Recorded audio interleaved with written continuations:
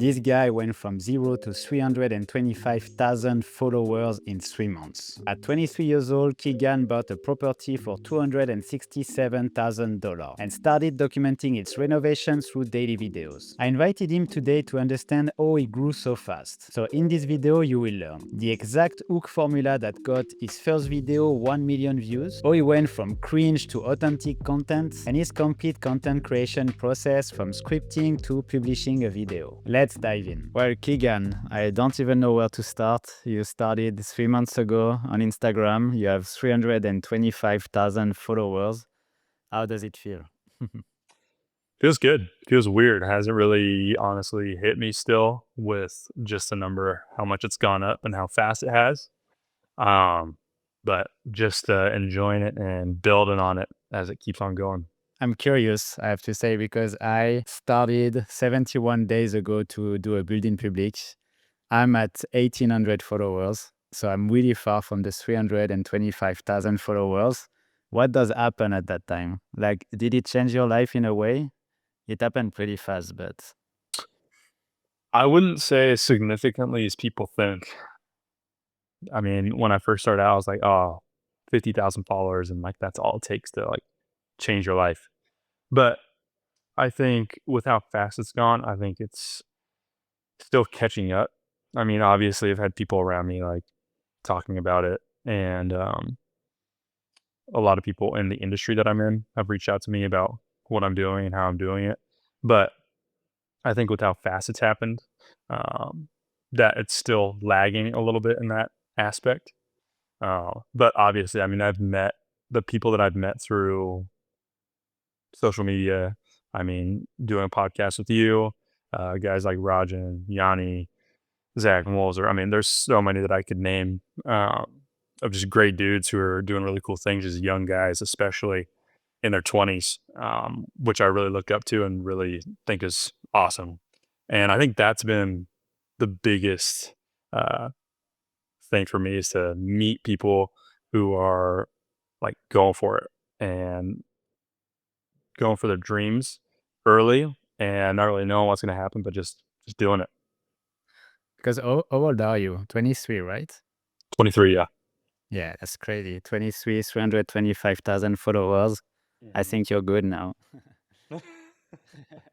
Let's start from the beginning. Like, why did you start actually posting on social media? Yeah, so I finished up college basketball this year, and I've had my real estate license for the last 3 years, so I always knew I wanted to get into real estate once I was done. And as a young guy in the industry, I mean, there's a lot of people who have experience that I don't have and haven't had the time to gain. So just thinking about different ways that I could separate myself in an industry with a lot of people who have solid foundations. And social media is somewhere where I think the more creative you are, the more eyeballs you'll receive. And so from the start, I wasn't very good.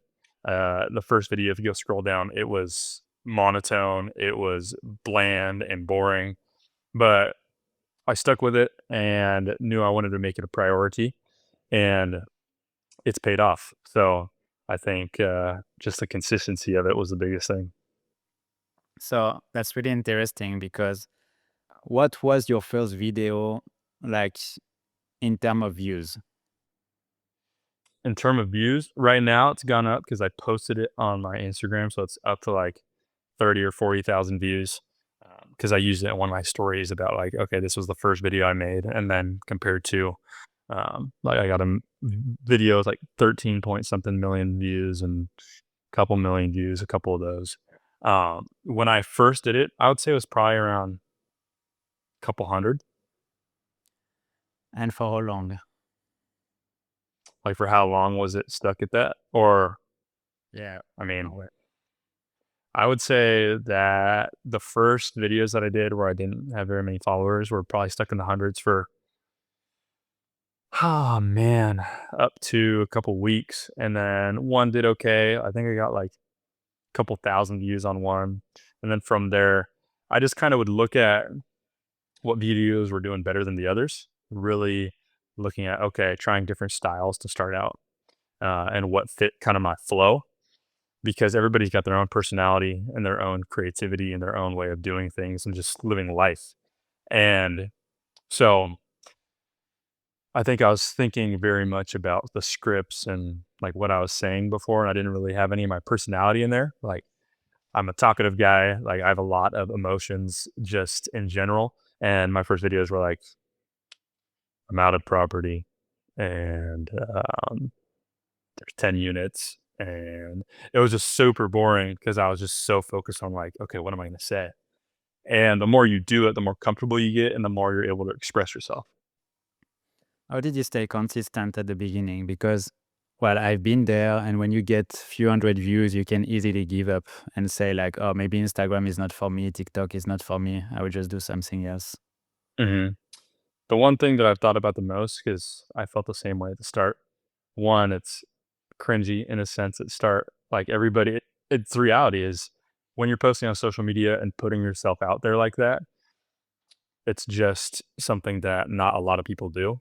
And to say it and try and trick yourself that it's not cringy is, I think, can be detrimental because I've talked to people and I'm like, yeah, it's a little weird, but I'm gonna do what I'm gonna do, and it's what I want to do. So at the end of the day, like I'm not gonna let anybody else's opinions affect me.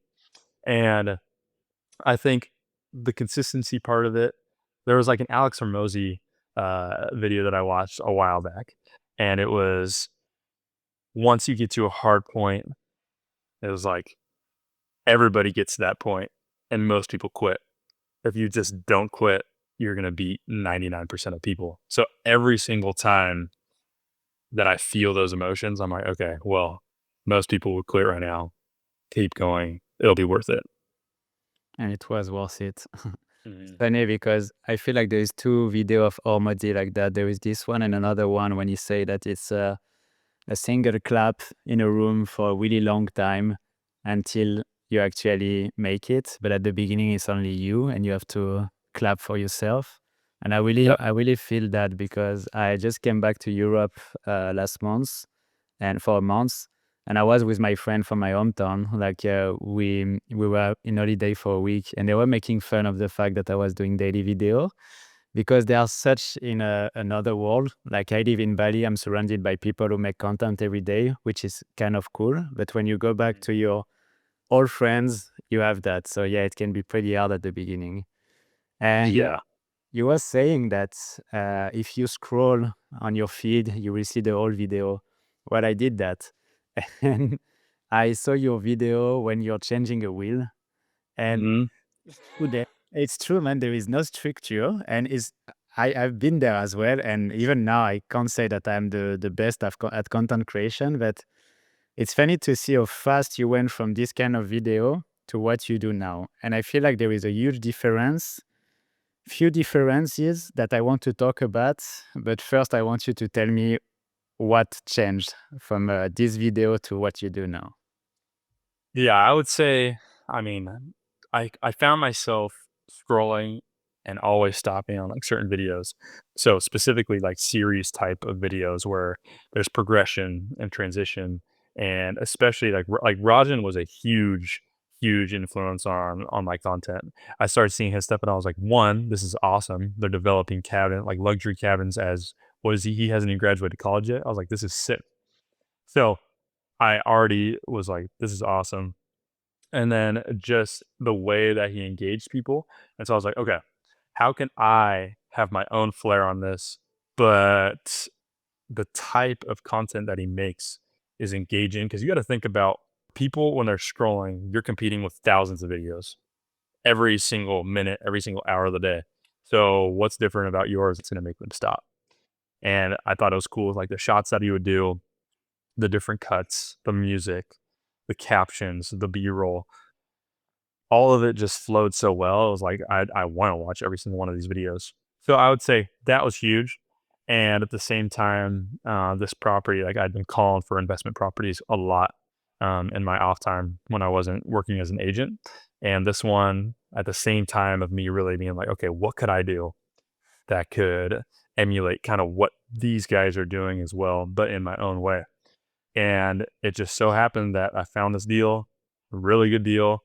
It was listed for 650 originally, and then they had price cut it to 550,000, and we bought it for 267,000.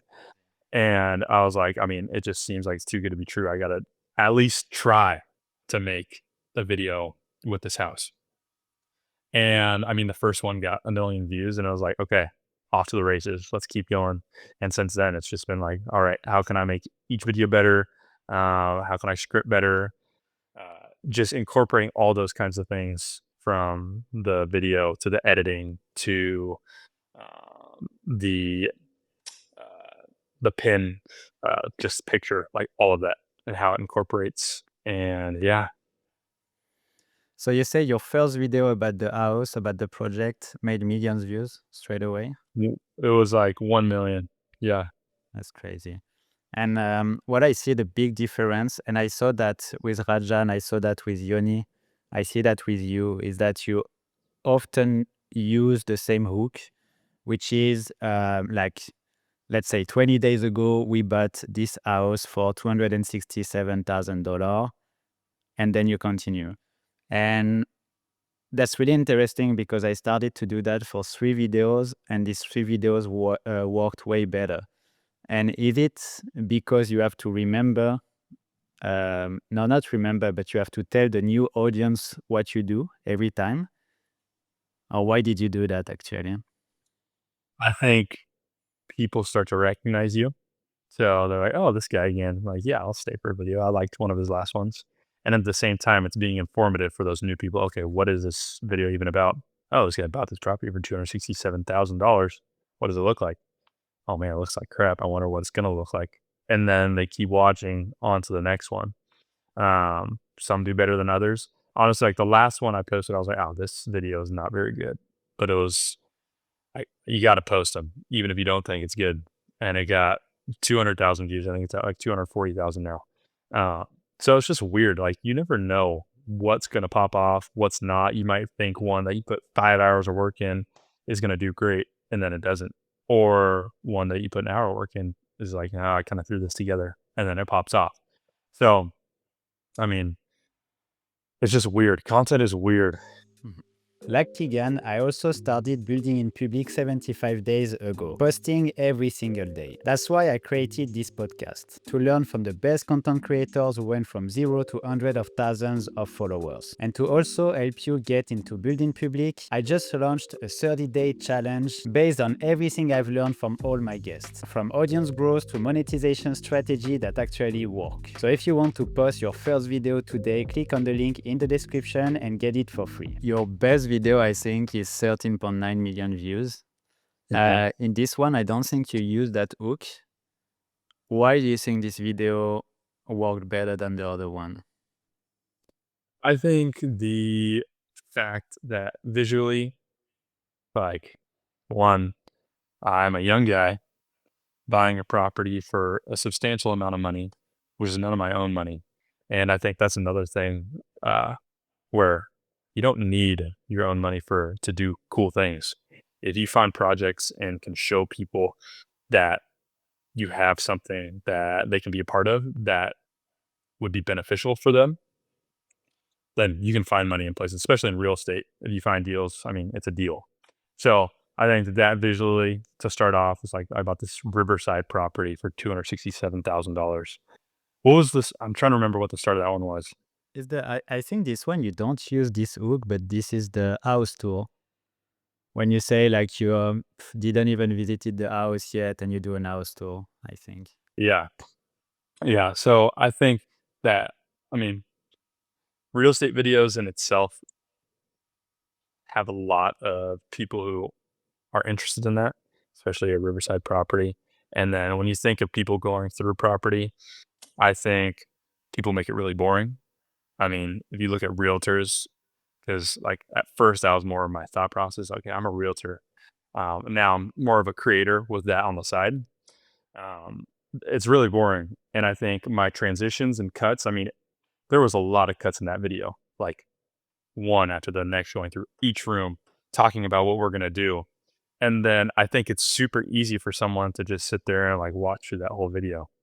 And then I think with the Instagram algorithm, the longer somebody watches, I don't even think it matters if they like it, if they save it, if they share it. I think Instagram likes the view count, and I mean, my view, like how long people watch that, like my 3-second rate of people staying on the video was crazy on that video. And the average watch time on that video was insane. Like I think I've got like 14 years of watch time on that video at this point, which is crazy.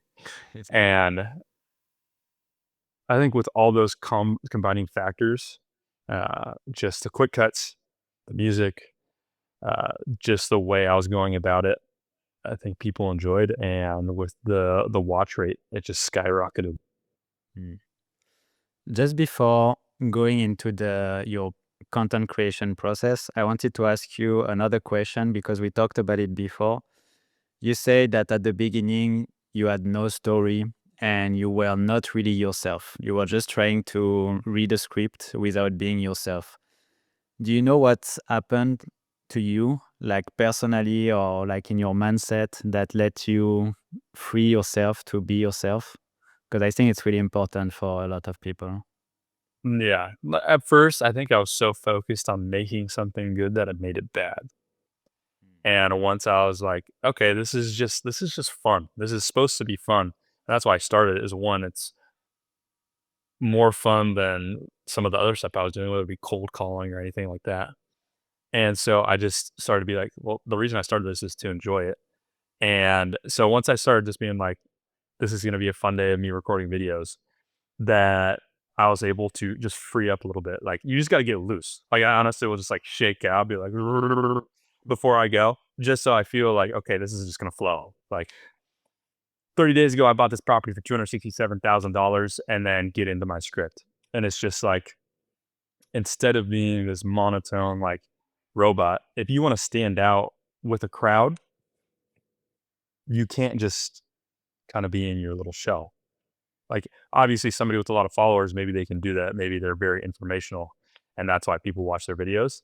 But from an entertainment standpoint, which is kind of what my videos are right now, you just have to have energy and you have to be excited about it because this is a project like I'm excited about.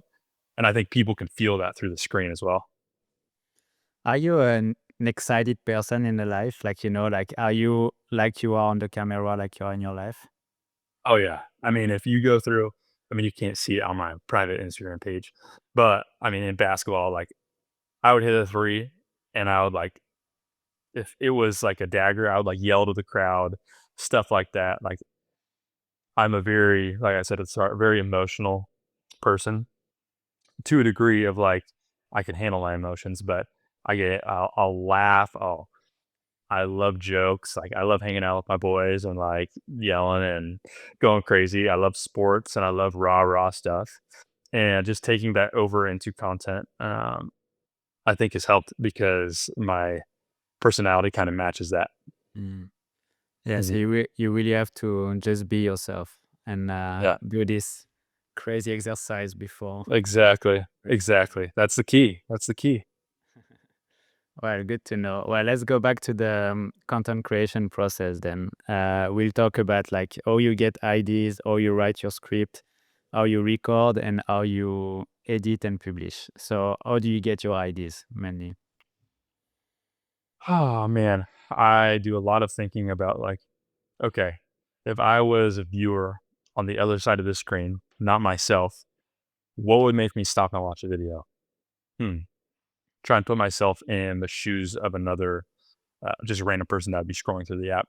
So honestly, like being intentional with sometimes my scrolling, because now my feed is like a lot of creators and like what they do. And I'm like, oh, I loved that intro, or I love the way they did this, and just twisting it and putting your own flair on it. It's not a bad thing because they're showing you the framework of what you need to do to be successful.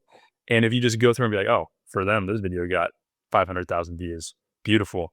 I'm going to use this in whatever I'm doing. And that has been really helpful for me because it's hard to think of all these different ideas and scripts and to keep that flowing because sometimes our just mental capacity for that just runs out. You're just like thinking at like midnight and you're like, I have no idea what I'm going to write about. So every time I see something, I write it in my notes that the idea, what I'd want it to be like, just so that I have a stockpile of when I go to write my scripts, it's there and I can just start writing and start brainstorming and rough drafting. It's important what you say because you say you get inspiration from other creators. And if you listen to this video, I interviewed three guys before you, and these three guys have more than hundreds of thousands of followers on Instagram. And I took things from each of them. One thing is like repeating the hook, something that I do now, like repeating what I'm doing straight away. The two video is not huge, but they worked way better than the other one. And the other one is from Yoni when you say at every end of the video, I'm posting every single day. See you tomorrow. I started to do that, and it's a call to action without being a call to action. You don't say follow me, but you say I'm posting every single day. See you tomorrow, which means follow me if you want to see the next video. Mhm.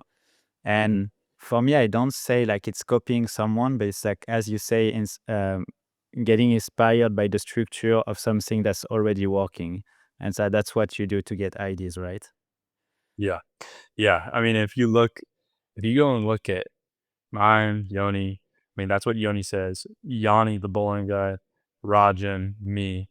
I think Rajan's is follow me gang. Yoni's was what you said. Yanni is follow your boy, and mine is follow along as we bring his house back to life. So every single one of us has their own little flair to that same exact um, process. Well, let's go to the script then, because you put that in your script, I think. How do you write Mhm. your script? So I have a project in ChatGPT that I throw it into. It takes a lot of adjusting because I don't like how ChatGPT writes it out. It's very robotic and it sounds like everybody else. Uh, I'm going to start incorporating Claude because I think they are very much more just personable and it can sound more like you. So, but I mean, it's just so good at giving you ideas too. Like if you just don't have filler words that you really understand what you want to put in there. Um, and this is not what you don't have to script either. The reason I script is because I'm going from one shot to another place to the next shot to another place to the next shot. And if I wasn't scripting, it wouldn't flow. Mhm. So I do that to keep myself on track when I'm recording my videos. Um, but yeah, I would say having I mean, I have a project, description too, like, I can send that out to you or whoever, honestly. I think it's awesome that people are trying, and if content creation is what you wanna do, like and I can be of service of giving out any information, like, I'd love to. I'll Um, put that in the description then. love it. I love it. I'll send that over. It's specifically tailored towards, like, my riverside property, but, I mean, you can change it in any aspect you want. But it kinda follows an outline of, like, hook, blah, blah, blah, blah, blah. Um, but I think that has helped a lot too because it just keeps you on pace, uh, versus sometimes there can be a lot of dead space if you don't have that to track yourself. Yeah, true. So you have what is it usually? Is like your hook, your story, and CTA, but like what is in the middle? Like, is there a specific thing that you add in the middle, or is there like a specific structure? So my template is my catchy line to start off. The format is hook, backstory, problem, plan, ask, CTA. But the CTA for mine isn't really like a call to action. It's kind of. It's just follow along as we bring this house back to life. Um, so opening hook is usually a couple sentences, 1 to 3, context and recap of what the video is gonna be about so people know what they're seeing when they scroll onto your video, what they're in for. Um, usually 1 to 3 sentences-ish. The main conflict or update on the project or progress that you've made. So kind of following up from that last video, explaining what for me, what has been going on and what updates have happened. And then the plan or progress. And then I usually like to throw in like a little like humor in there, like dry humor or whatever it is. Um, but just a little bit of a reflection of what's going on. and then a CTA at the end, and like kind of a closing for that video. Interesting. Yeah, it's very Mhm. well structured actually. Yeah, yeah. So you have your script, you arrive at the project place. How do you Mhm. record?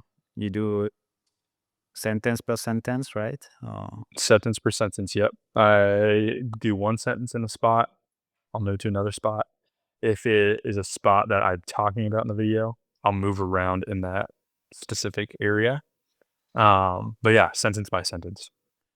and what do you use to record? Your phone or something else? Phone, tripod, mic. Amazing. Yep. Then you edit the video, CapCut Mhm.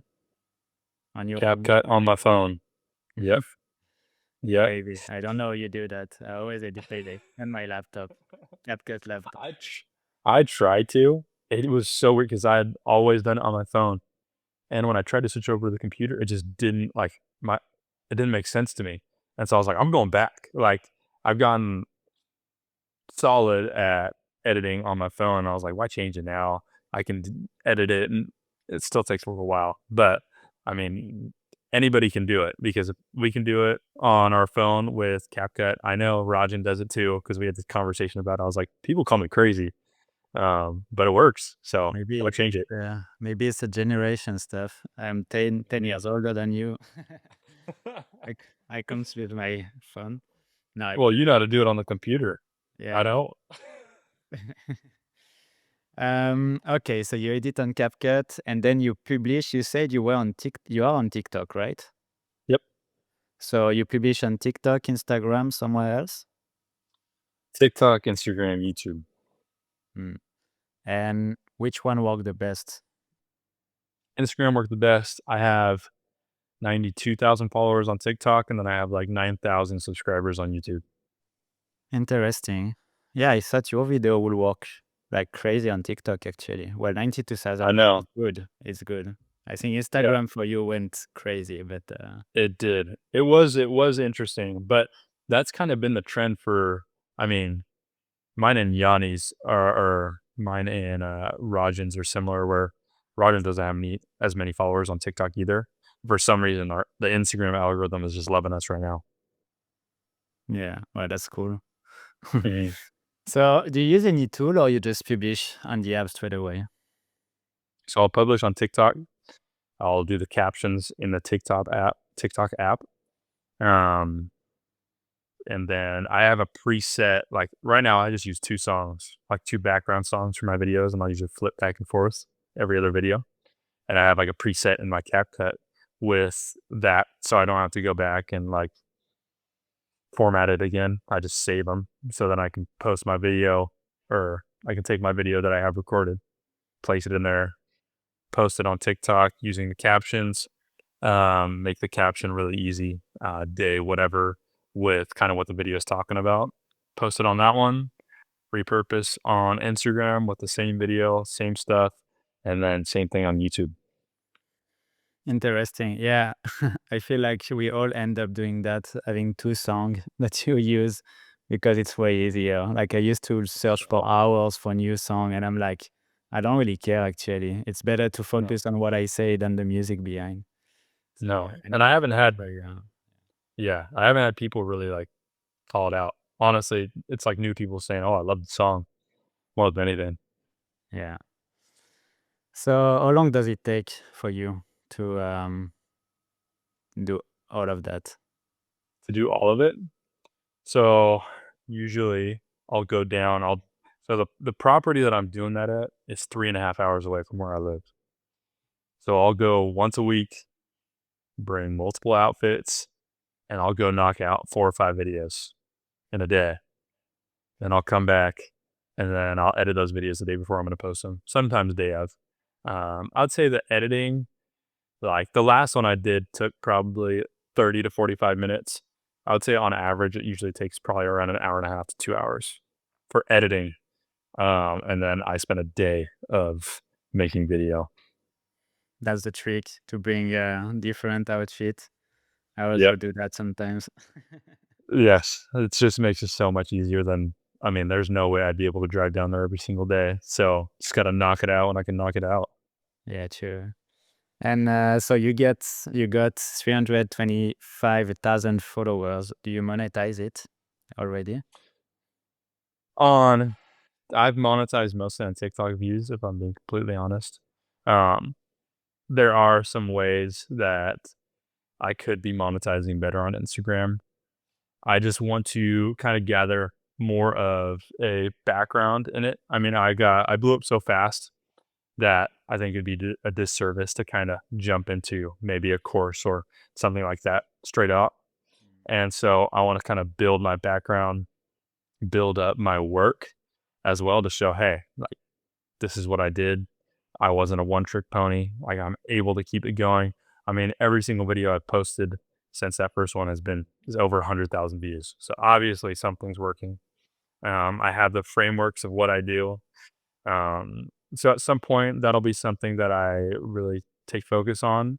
But at the same time, the concert creation has honestly been like a second thing for me because I am a real estate agent and that's like my job. Um, and if it came down to it and I needed to make money next week through my social media, I know I could. But it's not really a pressing issue at this point, and I'd much rather just build my audience and that trust with the people that follow me, rather than kind of throwing something in their face that would just be like, "Oh, I could make some money through my social media." But I've thought of at some point, like, doing a biweekly or monthly, like, Zoom call where we hop on and we talk to guys like Rajan or Yanni or Yoni or Zach or those different kind of guys and like just talking through the stories and what they've done and um but that's somewhere down the road. Mm. Yeah, it's so like it's just been 3 months actually, which is crazy. And did you came up with a plan? Like, did you start this project with a plan? Like, what are you gonna do with this house and everything? Yeah. Yeah. So gonna rehab it. Um After the rehab, you're gonna refinance out of it with the budget we have for the cost that we bought the property for and the rehab costs. We should be able to refinance out of it, take out all of our money. Um, Either right now, I'm going to live in it for a year after, and then sell it because there'll be no capital gains on whatever extra money is in there, or uh, thought about short-term rental in the summer, living in it. But it's just a weird market where that house is at, where a short-term rental market isn't really supported. Um, so I think leaning towards a BRRRR strategy almost where buy, renovate, refinance, and then after I'm in it for the 2 years, uh, sell it, take it with no capital gains, which it'll be a substantial amount of money. Yeah, what can you expect if you can talk about that? If we're just running numbers on what we think it'll appraise at, as long as the market stays good. We're thinking conservatively somewhere between 800,000 to 1,000,000. We're thinking we'll probably put around 600,000 into it. Um, if it appraises at 1,000,000, then that's a substantial difference. If it appraises at 800,000, still able to repull out all of our money with an 80% loan to value loan and make a little money on top of that. And then after the 2 years, sell it, for that extra 160,000 with no capital gains. That would be nice, actually. Yeah, Um, yeah. well, it's not the topic of this channel, but I'm sure that some people will be really interested to know how did you get the money actually? Because you say it's not your own money, right? Mhm. Yep. Yeah, so in the real estate world, I mean, I'm around a lot of people that are looking for investment property to team up with that. Um, and so I took out a private money loan, and pretty much teamed up with the guy who is funding the deal, and then by the end of it, gonna just have to pay back the money in full, plus on top what he needs. when it comes out to depending on how long the process takes. And then, yeah. It's amazing because it's kind of a big risk for you at 23 years old to do that, Mhm. like take private loan to do all this project. But you say you had kind of a vision and a story, and the story sold this loan. Mhm. Yeah. Exactly, exactly, and I think too, like, obviously, nobody's gonna put up money if they don't think it's a slamming deal. Um, I've gone out there multiple times where neighbors come out and still say, "I can't believe you got it for that price." But if you can go find a diamond in the rough, I mean, it just takes putting yourself out there and honestly just making calls and looking out for it. So yeah. Hmm. And going back to the content, how did you learn actually to do all of that, like content creation? You say you got inspired by Rajan. Anything else? Yeah, so, like I said, I posted back when I was a freshman in college, a lot more, like, motivational, like, I would post words and quotes, some cringy stuff, but still did it, was doing it. I kinda learned the editing style from that, of just how to use CapCut and become familiar with it. Uh, and then, honestly, just when I started back up, I did a little stint for, like, a month again, like, my sophomore year of college, and using, like, drone and just, like, editing and all of that stuff. So I've kinda had a couple stints at it, and then I think that is what prepared me for this last stint of, "Hey, okay, I'm starting up." Obviously, when I started, my product itself wasn't good enough, even if my editing was good. And then that just evolved, and as that evolved, my editing skills evolved, and I think editing is a huge part of it because that's you kinda telling your story through the video that you're making, through the editing itself, which is why it's hard to try and find an editor. Mhm. Okay. And if someone is watching this video right now, he wants to start building public, posting video every day, what would you tell this person? I would tell them that at some point, you might not think it's that big a deal, or you might not think people enjoy watching what you're doing, but more people think what people are doing on the everyday basis is cool. I mean, if you look at the obviously he's fallen off a little bit, but you know Hub's life? That guy who posted like 9 to 5 videos every single day of him going to work. Mhm. Like he gained what, 1,000,000 followers? And for how many people are working 9 to 5s?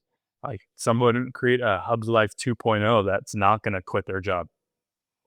Um, I just think people don't think their story is worth sharing, and I think everybody has a story worth sharing.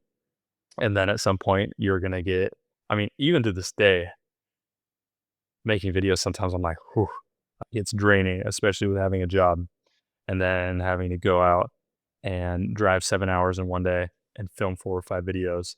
It can be a grind, but you gotta think, "Okay, everybody else has the opportunity to do this. Are they gonna do it? Most likely not. If I do it, will I set myself apart? Yes." Yeah, you're right. I think everyone has a story to tell, but it's sometimes it's really hard to start. And I'm sure some people will watch this video and will be like, yeah, but it's easy for you. Like, you're an extrovert, like but it's not. I feel like you probably struggle sometimes recording video, right? You have to take a few takes, sometimes 100 of them. And Mhm. I think it's important to say that, like, what are the struggles in the content creation for you? Some days it's just not gonna flow. Like, if we I mean, my camera roll is just it's like a content creator threw up in a camera roll. It's so unorganized, which I'm working on. But, like, if we went and watched like, sometimes it's, like, 10 takes in a row where I'm trying to talk through it, and I'm mumbling, and I'm like, "Dude, what am I doing?" And then that's when you gotta hit the get loose, because sometimes you just take it too serious, and then it shows in your videos. And, I don't know, I'm gonna say, like, a sports quote right here, or in basketball, if you're thinking too much about your shot or how you're playing, you end up playing not as good. But like Steph Curry, when he's in flow state, the dude's just throwing up shots and it's going in. And that's how it can be in content creation. When you're just flowing and not really pressuring yourself too much, it comes out a lot better. But don't think that you're the only one who's taking 30 different takes on a video, because I promise you that I've been there too. And sometimes that's just what it takes. And that's what you got to do what you got to do. Yeah, it is hard. I was recording 2 days ago in the plane because I was like, you know what? I'm in the plane at 14 hours. I will record. And I started to record, and there is so many people around. Yeah. But I was starting, like, I hear myself, like, with a tight voice and, like, looking around. And I was like, fuck that. I have to record again. I have to do it and getting loose. And I actually got Yeah. loose, like, a little bit, as you say, and it got way better because, yeah, I was Mhm. just like, you know what? I don't care about anyone around. I will just record my stuff, and that's what I do. So, yeah, sometimes you have to push yourself. Yeah. You just got to put yourself in those uncomfortable zones. And sometimes, like, the neighbors will come out and I'll be like, "Oh, man, can this be embarrassing? Yeah, this could be embarrassing, but what's gonna happen tomorrow? Are they gonna remember this? Probably not. Okay, let's keep going." Yeah, you have to cringe it until you make it because this neighborhood will see you. He will laugh. Then he will find out who you are. He will go on your account, see that you have 300,000 followers. He will come talk to you. And that's Yeah. the crazy thing about it. If he doesn't know, like, who you are, like what you do, he will laugh about it because he will think you're someone trying to. But as you made it, you have 300,000 followers, he will respect that, which is crazy in a way. But yeah, No. that's it. Yeah, it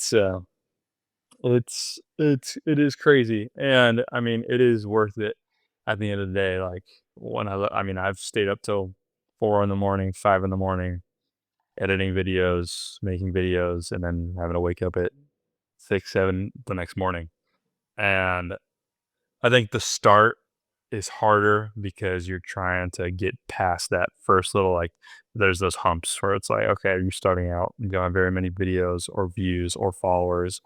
But at some point, all it takes is one to pop off, and they can change the whole trajectory of all your videos that come after that. And I mean, the amount of people that I've met, connections I've made, opportunities.